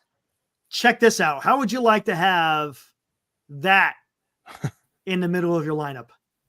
I mean, Every day of the week. yeah, would be incredible. I mean, this is Every- Okay, here we day go. of the First week. guy Alonso. is Yep. well, hold on, let's go. Home runs, hits 578, 498, 537. All of them got almost 500 hits over the last 4 years. All right. Batting average Which is solid. 248, 232, 242. On base 336, 324, 319. Not that good. 319 is 324 is okay. Yeah. 336 is good, right? Yeah. Slugging almost 500, 430, 452. OPS 800 is good. 800 is good. 700 is okay, right? Something like that. If you're over 750, it's okay. Yeah. And then OPS plus, all of them are above average. Of course, the guy on the left, much more Yeah. so. All right. So would you like to have, again, chat, would you like to have these three guys in the middle of your lineup? Yes or no? Simple question. I don't want to hear about whether it's 1, 3, and 2. Would you like to have all three of these guys in the middle of your lineup? C. Davis says yes. If you're not saying yes, you haven't looked at a baseball roster in the past. I have issues. 5 Look, I years. have issues with the damn batting average too. Look, Indeed. you guys. And I I love was- batting average. I want a guy You that's look. I want batting average along with a high on base because that tells me you got a discerning eye. Bayard says, yeah, you beat me to the punch in that not in sense because succession. Okay. if you have like obviously Strikeout City. baseball's changed so much, but 240 being the average, that I mean they're right on line with that. He says Alonso, Goldschmidt, Walker. It might be. Mm, Who are the? I can't tell you who they are, man. I can't tell you. But would you? Hey, Taryn, would you take these three in the middle of your lineup? I think you said this is the last 4 years. Last 2021, 2024. Okay. Yep, 4 years. there's numbers on like what the batting average Bob, I don't want these guys as a whole are for all of baseball year over year. I think that's Alonso Adames. Johnny, shut up, Johnny! Damn you! Look at that! Look at Johnny! God, gotta throw cold water on him, man. That's crazy. All I see is mid right there. It says Johnny, 39 steals. Okay, well here, you guys want to see? Yeah, D. Davis has Adames, Alonso, Chapman. yeah, that's the three dudes. Not in that order, but Hey, look at that! 3 Gold Gloves, 3 All-Stars. Yep. Alonso, Chapman, Adames. Checks Exactly. out. I mean, he won a platinum glove. Almost. Or no, Mike got it. Mike must have stat head too. I'm giving away my secrets. It's also like seeing the high WAR with the lower batting stats. Like you know this guy's doing work on defense. Bayard. Never mind. It's funny. It's polarizing because it's like you look at Alonso, all of his stuff is propped up by his offense and nothing by his defense. Chapman is it's not mostly, but it's significantly more defense side. And then defense. Adames is literally just splitting that gap. Yes. Just right down the middle. Also, people really love hating on Patrick Bailey in the chat, just in general. And there's a point I wanted to bring up about defensive stats. If you're a hitter, right? True. If you're a hitter, you get to influence the game once every 2 to 3 innings, right? Like you go up to bat, you bat once every 2 to 3 innings. That's just baseball, right? Mm-hmm. If you're a catcher, you're influencing the game every pitch. It's like you're influencing the game every pitch on, when you're on defense, the entire game. So that's why Patrick Bailey is so valuable. And that, like, looking just at offensive stats really won't tell you how good a baseball player is. So that, anyway, and rant. All right. That's fair. I'm seeing a lot of people. I've noticed this in a chat the last couple of days. A lot of people say the Giants need to get a left-handed bat. Agree or disagree? I don't hate that. Because if you look at our lineup, we're short on that. Got Bryce Eldridge, I know. Eldridge will help. You got Jung-Hoo Lee. Okay, think about this. And you got why do you need left-handed batters? Like, why do you think you need left-handed batters? I just want to get the best damn bat you can, no matter what handed. Adames has split, or he has reverse splits. So Johnny, he might as well just be a left-handed bat if you want to look at it from that. Johnny's asking me if I follow astrological charts. I'm literally advocating for the opposite of following astrological charts. I'm arguing that I'm arguing to be as fact-based and numbers-based as possible, which is like the opposite of what you're saying. So I don't really understand. Great point.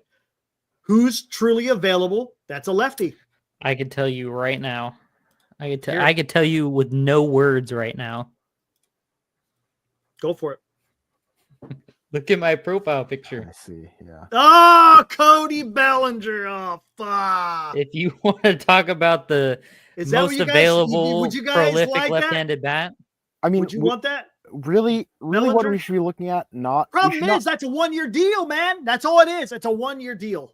You'd hope. I mean, You'd hope he'd opt out. Isn't Bellinger 2? Is Bellinger 1? I thought he was 2. It might get weird at the end of his contract where it's like a Robbie Ray thing where his last 2 years have been better. Don't get me wrong. 23 he and would 24 be just fine. Okay. He would be just fine.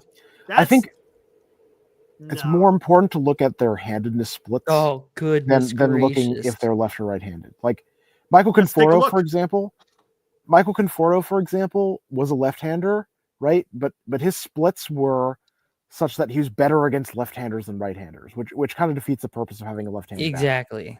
Let me bring this up. I want to see what his His contract is $27.5 million next year. yeah, he's gonna opt out. He's gonna opt And out. So it it's doesn't he's matter. got a player option, but then he has another player option for $25 million the following year. That's a lot of money for Cody Bellinger. Where the hell is it? Josh Naylor. Okay, Hold on. I know just- what I gotta hit. Just one thing for the chat. If you had to guess how much batting average has dropped across the league since the year 2000, what would you guess? Oh, are you kidding me? No, I'm talking about what you're talking about. I'm talking about what I'm bringing up A here. lot. Yeah. It's a lot. It's a lot. Yeah, like the league batting average in 2000 was 270. Okay. I was going to say, my guess was going to be 30 points. The league average now is 243. So it's pretty significant. Like back then, right? You'd be really impressed by a 300 hitter, and they were hitting 30 points above league average. And if you want to go even deeper than that, it's like by percent 1/9 more than league average. Here's Cody Bellinger's splits against lefties, 298, against righties, 251. See, Reverse splits. That's fine. But that's what I'm saying. That's what it kind of negates why you're getting a left-handed pitcher or a left-handed hitter or a left-handed batter. I think you should care far more about the handedness splits than if they're actually left or right-handed. Yeah, right. That's So what I'm it's- saying. yeah, Just yeah, get the no, I best agree best with player, you. whether he's right or left-handed. So Unless yeah, your name is Jock Peterson. there's that. Right, Right. right. Taron Lewis, is hitting getting worse or is pitching getting better? It's a mix, right? Ooh, that's Like, great. That's a great question. pitching is getting better, but also players are not, people don't value hitting for average anymore because it's proven to be less valuable in winning games of baseball. That's why hitting has changed. These people this is a multi-billion-dollar industry that is teaching players how to win games of baseball. And it's silly to sit here in our armchairs and say, oh, people should hit for average because we know better than these people that are professionals. That's not how this works. And also, like, just by the numbers, by relativity, hitting 270 today in 2024 is similar to hitting 300 in 2000. I know relatively. the game has changed. I get it. The game is different. So if someone's hitting 240, that's not 240 in the terms of how you understand batting average as a fan. That's pretty that's actually like a 270 hitter from back then. So we need to adjust our understanding of what it means to be, to hit well for average. It's not hitting 300 is not not the same as it was back in the day. No, and Yeah, it's pitching is different. so significantly different than it was too. The average velocity of the fastball and accompanying pitches has gone up so significantly. That's why also guys aren't pitching for 20 years anymore. They're pitching for 10 maybe with a couple Tommy Johns and then calling it a career. That kind of a stuff. Like, it is such a different dynamic going on, and because of that, when the ball comes in harder, guess what? It also goes out harder. So you have to adapt to that. You can dink and dunk and slap stuff around if it's only coming at you at 91 miles an hour. But if every dude's throwing 100, well, then it would make more sense for you to lift and launch it out of the stadium, because you have dudes who maybe aren't home run hitters getting extra help from that extra velocity coming off of the pitcher's arm that, oh, maybe I can hit 25, 30 home runs. And if they weren't throwing as hard, maybe I wouldn't. That kind of a thing. It's just a totally different dynamic. Also, someone's saying I'm missing the point about mid. Okay. Batting average is not the only way to have productive at bats. It's not just about slapping singles around. It's about creating runs for your team. Problem is the Giants have lacked that. That's Yeah, the no, problem. for You sure. yeah. But That's I'm the not problem. defending the Giants hitters specifically on an individual basis. I'm saying that the claims that are being levied against hitters in general are not approaching it from the right perspective. I'm Real not quick. saying that the Giants Oh, are go good at hitting for average or sorry, go ahead. How many people are for moving a mound? I'm not. No. Why would you want to move the mound back? You will destroy pitchers' arms. They will explode no, double you don't the move. amount. How many pitchers actually go out there throwing 100 miles an hour? You would explode their arms. There's not very honestly. There's really not. Yeah, there's probably guys high 90s, but no, I ain't moving the damn mound back. Come on. They were throwing hard back in the day. You're telling me back in the 70s and the 80s with Nolan Ryan and Bob Gibson and the likes of those, you think they weren't throwing hard? Pitcher or hitters are figuring out a way to hit off of them. No, man. It seems silly to me. No. A lot of baseball too is just a lot of baseball. Everyone wants to change everything in the game, and I'm like, come on, just leave it. The game, yeah, like leave the game alone. Come on, unless it's really helping, the players be healthy. It's like you want to extend first base, so now you got to run 91 feet instead of 90. Yeah, yeah. You can't slide into first base anymore. Come on, yeah, right. Like keep the game similar enough that like. There's no reason to change the game. Yeah. It's being changed way too much already. Keep some of this tradition. Thank you. Yes, Paul. Of having a signing period. Randy Johnson. There you go, LD. Signing period needs to happen. That would be a change. All the changes that they need to make need to be back end stuff, like off-season stuff. Like the game itself needs to just not be tinkered with. You've done that enough in the last few years. But if you opened it up from winter meetings or from, we'll say, like, because how they have that few-day grace period after the World Series. Whatever, fine. Once that grace period's over, from that point on till, let's say, New Year's, that's the free agent signing window. Anything after New Year's, that's no longer free agents can no longer sign. Something like that. And it makes it to where you lose that on a season. There you go. Literally, exactly. Give it some teeth. What you would have to do or something like that is then you can only sign a minor league contract. Or something like that. Or no. This is what it would be. I was talking to my dad about this. If you miss the window for the free agent signing period, whatever that may be, then you can only there's a cap on how many years you can sign. So you can only sign a 1-year deal or something like that. So you can't extend for 15-year contract signed in February. You can only sign if you miss the window. You can only sign for a 1-year deal that next season. I kind of like that. There you go. How about this? Enjoy your low batting average? No, that's not how it works. You know why? What's happened? It has nothing to do with the pitching so much. It's how they're being taught to freaking hit the ball, man. That's what it is. Thank you. Thank you, Turd Ferguson. It's all about the launch angle and the exit velocity and changing. It's about the home run, the strikeout, and the walk. It's how these hitters are being taught how to hit. It's not the pitching. The pitching's always there. It's how these guys are being taught to hit. That's why the batting averages are low. That's the issue. Not because of the pitching. I mean, some of it's there's different. Like a tiny bit with the pitching where people are getting injured more often because they're freaking trying to throw too hard for too long. It's too hard. And also there's that thing with like the rotation, and that's kind of messing up their arms too. There's a lot more movement on pitches today than there was back in the day. And that's fair. But again, with the hitter just trying to crush the ball rather than see ball, hit ball, that's what you're getting.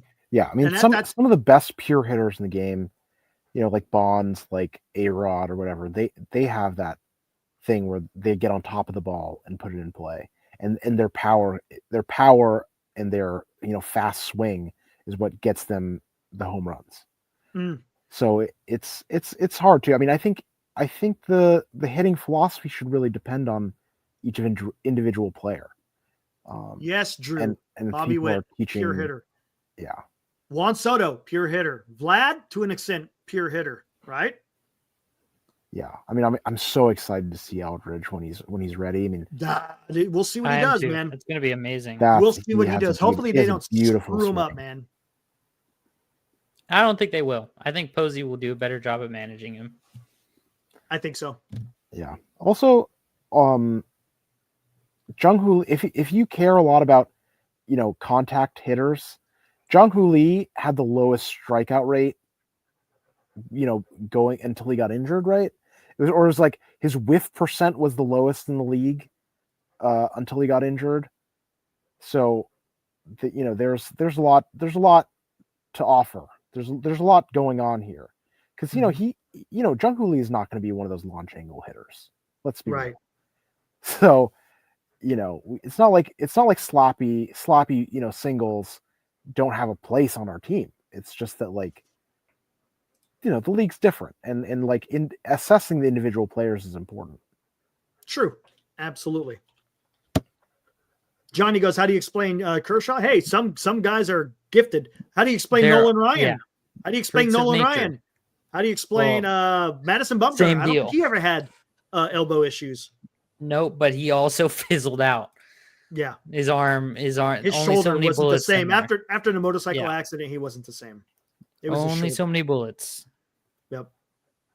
I mean, Kershaw's been great as well. Like I said, it depends on your mechanics. Ultimately, mechanics is what it comes down to. Just who you are. Everyone's built different, man. Your anatomy, exactly. So some dudes are more prone to shoulder stuff. Others are elbows. The consensus, though, with my point about the Tommy John earlier, was that more often than not, you're going to run into Tommy John surgery at some point, because your arm only has so many bullets in it.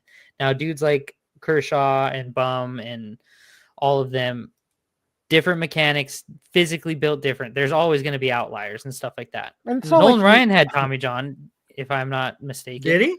Nolan did? I feel like he did. Let's see. Hold on. I didn't think he did. Did he? Wow. I did not realize that. Let me see. No, he had an injury that. Oh, yes. They suggested he get Tommy John. He decided not to. And he pitched through it. He should have had Tommy John. Yeah, he pitched through. Because I remember I was talking to my dad about it. He was saying, yeah, he was pitching with damaged UCL ligament or a UCL. Wow. So should have had that and pitched through it for like not just like, oh, okay, and now I'm gonna hang him up. It like kept pitching through it. That's incredible. It's also not act like Kershaw has been injury free. Yeah, he's had shoulder problem and back problems. He's had four seasons that were like, yeah, not elbow, but he does have issues with other parts of his body. Yeah, like his forearm and his back, and like. And if you notice, he comes over the top a lot more. He doesn't have that side mode. What is that they call it? The 3/4 angle. Whatever. He comes over to the top a lot more than some of these other pitchers who are just freaking winging it in there. Yeah, for sure. And he doesn't throw as hard anymore. Right. Which this is what I respect about guys like that who used to throw hard but don't anymore, is you just adapt your game to it. Because now he's throwing a lot more off speed. Like he's not a fastball, whatever. He's always been the curveball guy, obviously. Right. But always been a curveball. He's relying on other pitches more than he had, and he's just adapting to his game, because your game changes over time, obviously. Like, and that's the same thing. Like when you look at a guy like Verlander, who just had Tommy John a couple years ago, he is old, obviously, but still throwing gas and has a brand new elbow. So like he's 41 years old, and obviously last year he was hurt, but the year before that he's fine. Year before that, fine. Year before in 2022 he was an all-star. So I mean, brand new arm when you get Tommy John, regardless of your age. Yeah, you got that big ass tendon in your freaking from your thigh into your elbow. Yeah, it's crazy. Yeah, never forget he had Verlander at the age of 39 had a 1.75 ERA. So finished the season Nuts. with that. Yeah, Which is Right. ridiculous, and pitched 175 innings. So it's just some dudes are predisposed to be dogs on the mound. And that's Yep. why I think guys like Burnes and Webb will age gracefully, much did Zach Greinke and so on and so forth. Like they will peter out at a slower pace than some of the dudes other like guys. Lincecum. You look Right. at Lincecum, who just full bore, throw as hard as I can, 98, whatever, And his and hips just give throw out my on him. throw my whole body at the plate, and then just flash in a pan. Once the bullets are gone, they're gone. Yep. Yeah. Unfortunate. It's totally, but it's unfortunate, but fun to watch. ain't that Very the fun truth? to watch. Matt Cain's another good example. Yes. Fizzled out. You want pitchers to fizzle out. You don't want them to just, oh, my elbow exploded, and now I'm done. here we Yeah. go. Or Exactly. my hip. Or the worst ones to me are the ones like Tim Lincecum, who nothing necessarily acutely happened, but you just went from throwing 98 and being nasty and just effectively wild and just crazy to now I'm grunting 90 sometimes or 89. I'm not the same pitcher. I'm struggling hard. That kind of a thing. That's what sucks. Yeah. Poor Strasburg's Strasburg. another good. Yeah, He was that's just another a good guy one. that just, I mean, his entire arm Yeah, from that was a elbow nerve to thing, is it shoulder. not? Yeah. I think so. I think the last part of Yeah. it was it was all the shoulder. nerve stuff, and it's not that you can't. That sucks because that's not like you can go and have That's Tommy not John muscular. and That's that's fixed. right. Yeah, it's not ligamental, anything like that. It's like if those start turning off, you're not turning them back on. So It's not exactly. and that's exactly. tough. And I respect him for calling it a day and not trying to Trying to come back and do more damage. do what you know is best for you. Exactly. And I respect that. Absolutely. Dilly, Marcus, thanks for hanging out, man. I'm gonna close this thing down. Absolutely. And I we'll be went back past here my tomorrow. bedtime. All right, Marcus, Dilly. Right. Take it Right. easy, guys. Peace out. All right, there was Marcus and Dilly. Guys, I'm going to close it out for tonight. Again, keep your ears to the rail. I think we're going to see something soon. Again, guys, to recap, it just doesn't make sense to have all these interviews come out and something not happen. Not at all. I think there's something coming. When I said it's imminent, it could be any day now. Doesn't mean it's going to be tonight. Just means it could be any day. So let's see what happens. All right, guys, we'll see you tomorrow night, 8:00 right here on Giants Sports Talk Live. We'll do it all over again, see what kind of news will be out there, see if there's any signings. Who knows? Maybe something will come down tomorrow. Maybe we'll have to wait a few more days. We'll see. Anyways, make sure you subscribe, you like, leave a comment below. Again, we're here every single night talking baseball, specifically Giants baseball, but we also get into some other stuff too. Again, it's just all about having fun and just talking baseball, guys, during the off season. All right. Until tomorrow, guys, enjoy the rest of your night. We'll see ya. Woo!